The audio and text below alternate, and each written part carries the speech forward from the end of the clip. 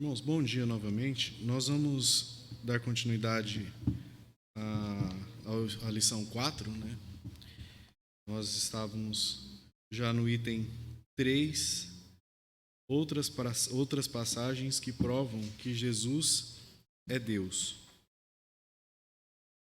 Dando continuidade, já o primeiro versículo, nós vemos aqui que Jesus é um menino, mas é Deus forte, que foi na profecia de Isaías, capítulo 9, versículo 26.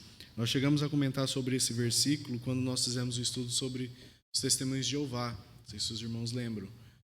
É que eles fizeram uma modificação, por exemplo, lá em 1 João, né, colocando Jesus como Deus no minúsculo. Na verdade, eles não consideram que ele não é um Deus. E só que eles esqueceram de fazer essa alteração lá em Isaías 9, porque já fala justamente de Cristo, né? O irmão Renato pode ler para nós, Isaías 9, versículo 6. Porque um menino nos nasceu, um filho se nos deu, e o principado está sobre os seus ombros, e se chamará o seu nome, Maravilhoso, Conselheiro, Deus Forte, Pai da Eternidade, Príncipe da Paz. Amém. Então aqui nós vemos todas as características, né, de Jesus. Seu nome será maravilhoso, conselheiro, Deus forte. Quando nós fazemos a tradução do Deus forte aqui, é justamente Jeová.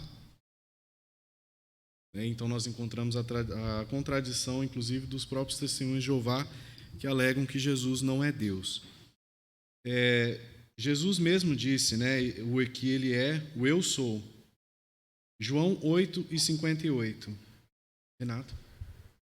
Disse-lhes Jesus: em verdade vos digo, que antes que Abraão existisse, eu sou.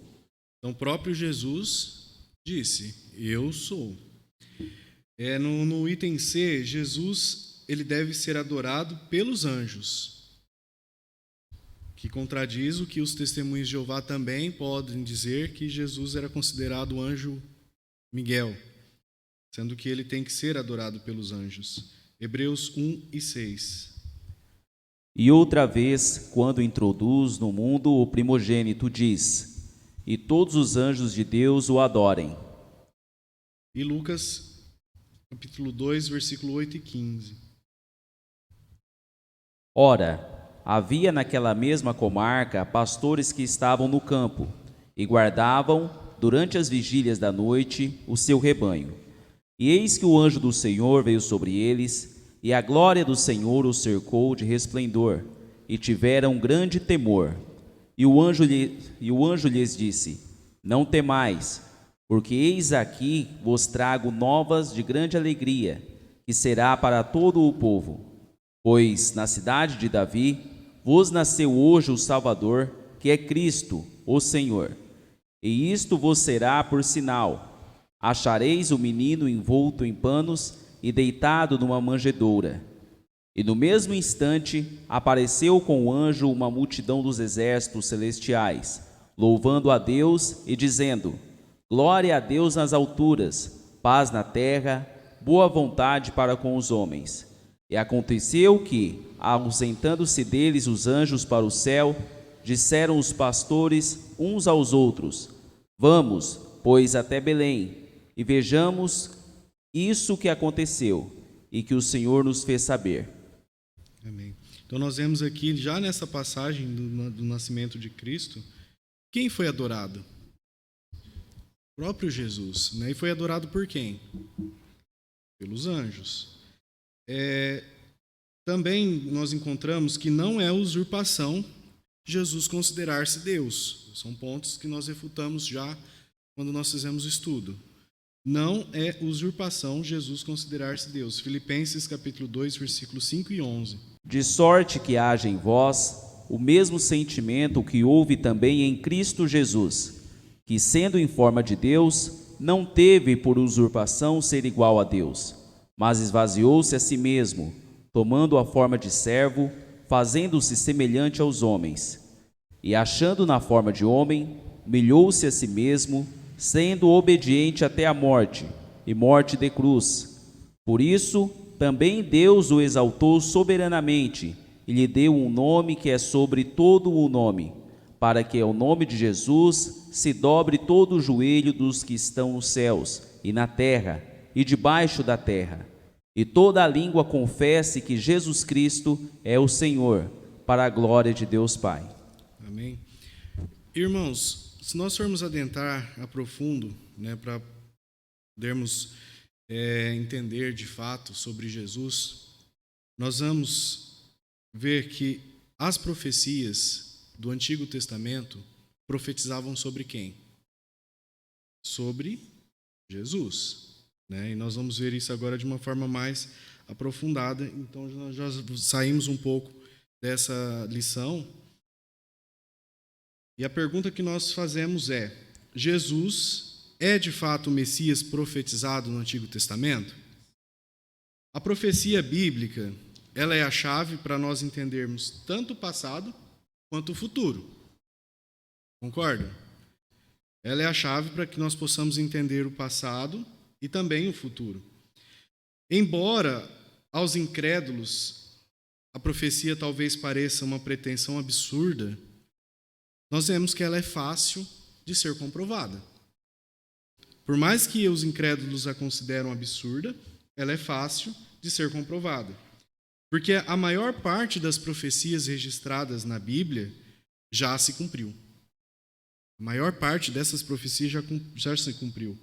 E fica muito simples determinar se essas profecias elas são ou não confiáveis.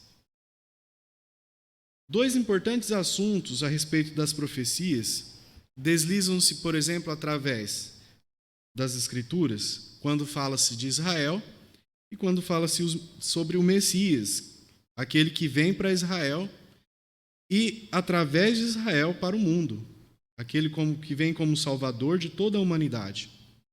E ao redor destes dois temas centrais, Israel e o Messias que vem para Israel e, através de Israel, para o mundo, quase todas as demais profecias, elas vão se desenrolando e encontram, enfim, um significado. Seja um significado sobre o propósito da igreja, seja o significado sobre o propósito do anticristo, sobre o seu governo, sobre a religião vindoura, sobre o Armagedon, sobre a segunda vinda de Cristo, ou qualquer outra ocorrência profética.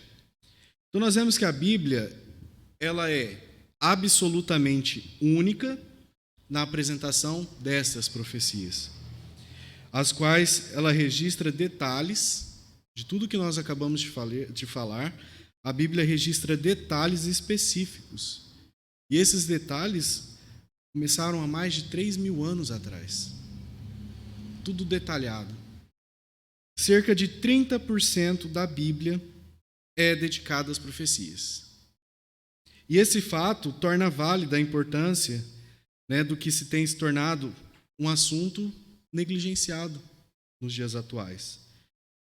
Em contraste marcante, a profecia ela está completamente ausente, por exemplo, no Alcorão. Completamente ausente no Alcorão.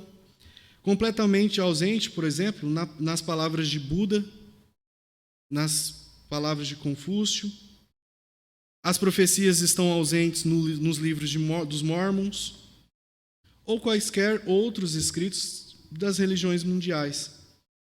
E esse fato isolado já provê um inegável selo de aprovação divina e milhares de anos antes dessas profecias acontecerem, o Deus da Bíblia, ele prova através dela ser um único Deus verdadeiro, o Criador do universo e da humanidade, o Senhor da história.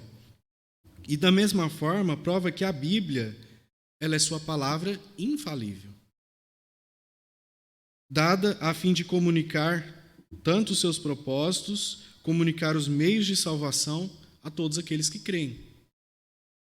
E aqui está, então, irmãos, uma prova tão simples que até uma criança ela pode entender. Uma prova tão simples que até uma criança pode entender.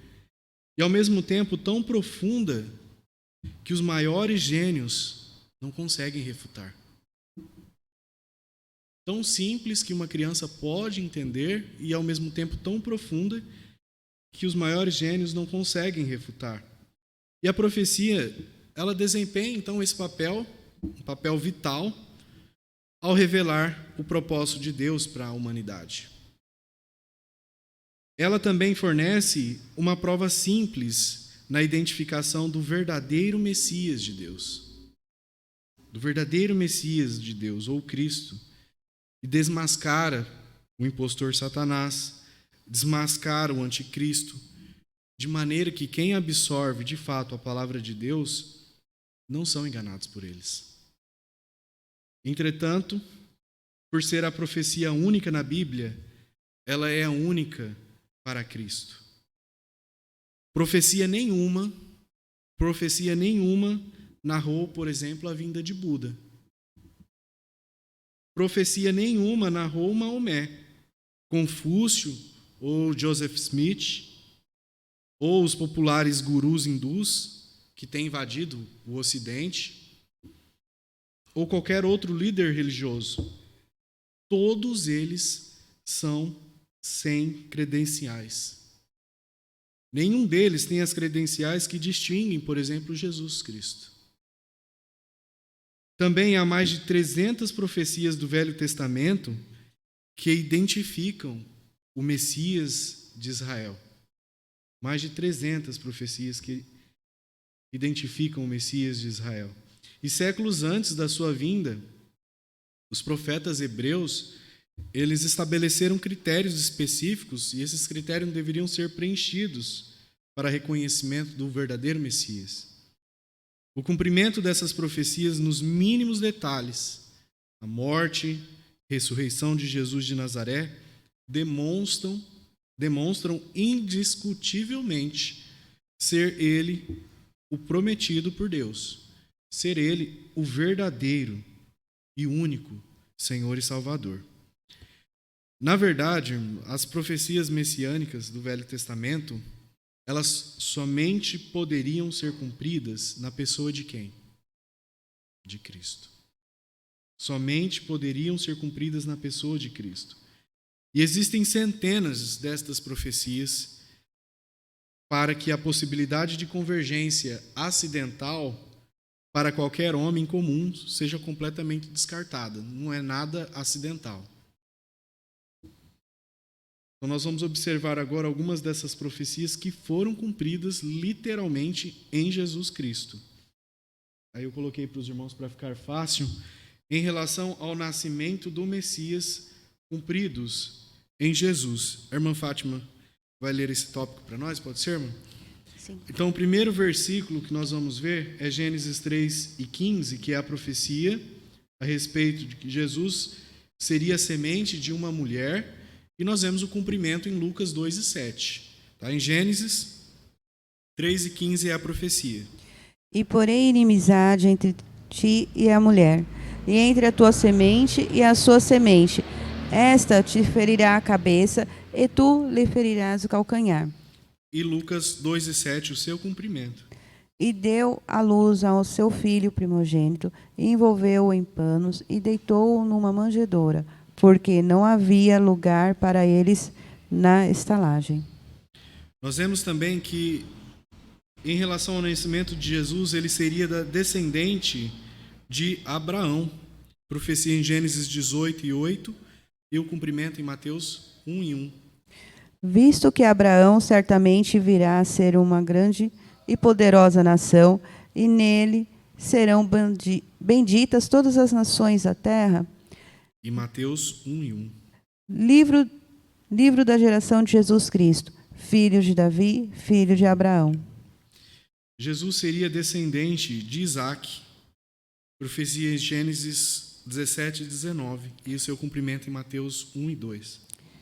E disse Deus: na verdade, Sara, tua mulher, te dará um filho, e chamarás o seu nome Isaque. E com ele estabelecerei a minha aliança por aliança perpétua para a sua descendência depois dele. Abraão gerou a Isaque, e Isaque gerou a Jacó, e Jacó gerou a Judá e a seus irmãos. Vemos também que Jesus ele seria descendente de Jacó. Gênesis 28:14. E a tua descendência será como o pó da terra, estender-se-á ao ocidente e ao oriente, e ao norte e ao sul. E em ti e na tua descendência serão benditas todas as famílias da terra. E Mateus 1:2, o cumprimento. Abraão gerou a Isaque, e Isaque gerou a Jacó, e Jacó gerou a Judá e a seus irmãos. Jesus também descenderia da tribo de Judá. Gênesis 49:19. E o cumprimento em Mateus, capítulo 1, versículo 2 e 3.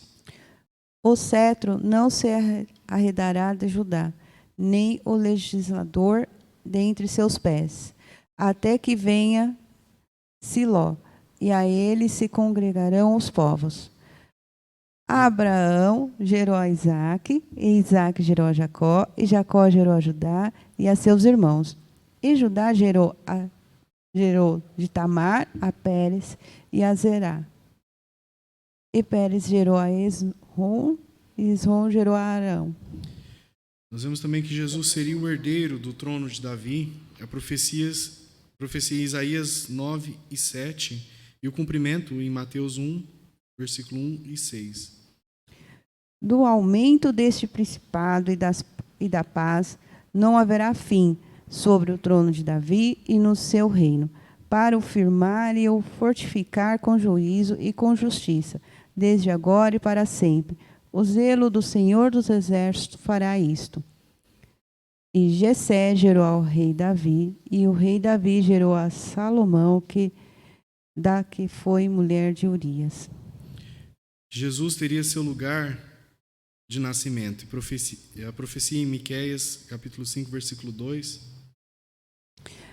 E tu, Belém Efrata, posto que pequena entre os milhares de Judá, de ti me sairá o que o governará em Israel, e cujas saídas são desde os tempos antigos, desde os dias da eternidade. E o cumprimento em Lucas 2, 4 e 7.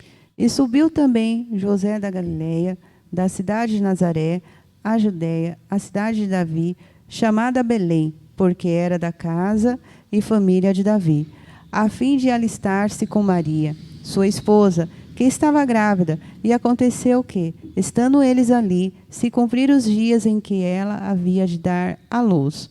E deu à luz a seu filho primogênito, e envolveu-o em panos, e deitou-o numa manjedoura, porque não havia lugar para eles na estalagem. A época de seu nascimento, profecia Daniel 9:25 e o cumprimento em Lucas 2, 1 e 7. Sabe e entende, desde a saída da ordem para restaurar e para edificar a Jerusalém até ao Messias, o príncipe, haverá 7 semanas e 62 semanas.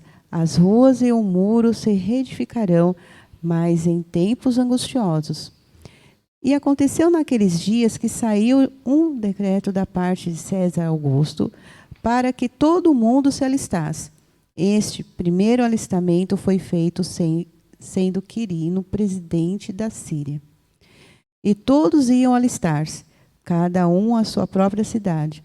E subiu também José da Galileia, da cidade de Nazaré, a Judéia, a cidade de Davi, chamada Belém, porque era da casa da família de Davi, a fim de alistar-se com Maria, sua esposa, que estava grávida. E aconteceu que, estando eles ali, se cumpriram os dias em que ela havia de dar à luz, e deu à luz a seu filho primogênito, e envolveu-o em panos, e deitou-o numa manjedoura, porque não havia lugar para eles nas estalagens. Nasceria também de uma virgem, profecia Isaías 7:14 e o cumprimento em Mateus 1:18. Portanto, o mesmo Senhor vos dará um sinal. Eis que a virgem conceberá e dará à luz um filho, e chamará seu nome Emanuel. Ora, o nascimento de Jesus Cristo foi assim, que estando Maria, sua mãe, desposada com José, antes de se ajuntarem, achou-se de ter concebido do Espírito Santo. E que haveria uma matança dos meninos. Em Jeremias 31:15. Assim diz o Senhor: uma voz se ouviu em Ramá, lamentação, choro amargo. Raquel chorou seus filhos, não quer ser consolada quanto a seus filhos, porque já não existem. Em Mateus, nós vemos o cumprimento, versículo 2, 16 e 18.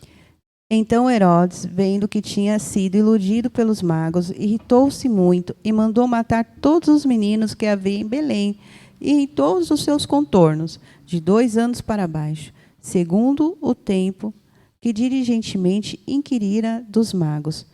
Então se cumpriu o que foi dito pelo profeta Jeremias, que diz: em Ramá se ouviu uma voz, lamentação, choro e grande pranto. Raquel chorando seus filhos e não quer ser consolada, porque já não existem. Também foi predito sobre a fuga para o Egito, em Oséias capítulo 11, versículo 1. Quando Israel era menino, eu o amei, e do Egito chamei a meu filho. E Mateus 2, 13 e 15. E tendo eles se retirado, eis que o anjo do Senhor apareceu a José num sonho, dizendo: levanta-te e toma o menino e sua mãe, e foge para o Egito, e demora-te lá até que eu te diga, porque Herodes há de procurar o menino para o matar. E, levantando-se ele, tomou o menino e sua mãe, de noite e foi para o Egito. E esteve lá até a morte de Herodes, para que se cumprisse o que foi dito da parte do Senhor pelo profeta, que diz: do Egito chamei o meu filho. Mateus 2, 19 e 20. Morto, porém, Herodes, eis que o anjo do Senhor apareceu num sonho a José no Egito, dizendo: levanta-te e toma o menino e sua mãe, e vai para a terra de Israel, porque já estão mortos os que procuravam a morte do menino. Amém. E em relação ao ministério do Messias, cumprido em Jesus, a irmã Romilda pode ler. Obrigado, irmã Fátima. Em relação ao ministério de Cristo, do Messias, cumpridos em Jesus, nós vemos que seu ministério começou na Galileia. Profecia Isaías 9, versículo 1 e 2, e o cumprimento em Mateus 4, 12 e 16. Mas a terra que foi angustiada não será entenebrecida. Envelheceu nos primeiros tempos a terra de Zebulon e a terra de Naftali. Mas nos últimos tempos a enobreceu junto ao caminho do mar, além do Jordão, na Galiléia das nações. O povo que andava em trevas viu uma grande luz, e sobre os que habitavam na região da sombra da morte resplandeceu a luz. E o cumprimento em Mateus 4, 12 e 16. Jesus, porém, ouvindo que João estava preso, voltou para a Galiléia. E, deixando Nazaré, foi habitar em Cafarnaum, cidade marítima, nos confins de Zebulon e Naftali, para que se cumprisse o que foi dito pelo profeta Isaías, que diz: a terra de Zebulon e a terra de Naftali, junto ao caminho do mar, além do Jordão, a Galiléia das nações, o povo que estava sentado em trevas viu uma grande luz. Aos que estavam assentados na região e sombra da morte, a luz raiou. Amém. Como profeta, Deuteronômio 18 e 15, e o seu cumprimento em João 6 e 14. O Senhor teu Deus te levantará um profeta do meio de ti, de teus irmãos, como eu. A ele ouvireis. E João 6 e 14. Vendo, pois, aqueles homens o milagre que Jesus tinha feito, diziam: este é verdadeiramente o profeta que devia vir ao mundo. Seria sacerdote, segundo a ordem de Melquisedeque. Profecia Salmo 110 e 4 e cumprimento Hebreus 6 e 20. Jurou o Senhor e não se arrependerá. Tu és um sacerdote eterno, segundo a ordem de Melquisedeque. E Hebreus 6 e 20. Onde Jesus, nosso precursor, entrou por nós, feito eternamente sumo sacerdote, segundo a ordem de Melquisedeque. O desprezo por parte dos judeus. Profecia Isaías 53:3 e o cumprimento em João 1:11. Era desprezado e o mais rejeitado entre os homens, homem de dores e experimentado nos trabalhos, e como um de quem os homens escondiam o rosto, era desprezado, e não fizemos dele caso algum. João 1:11. Veio para o que era seu, e os seus não o receberam. Encontramos também algumas características do Messias, do seu ministério.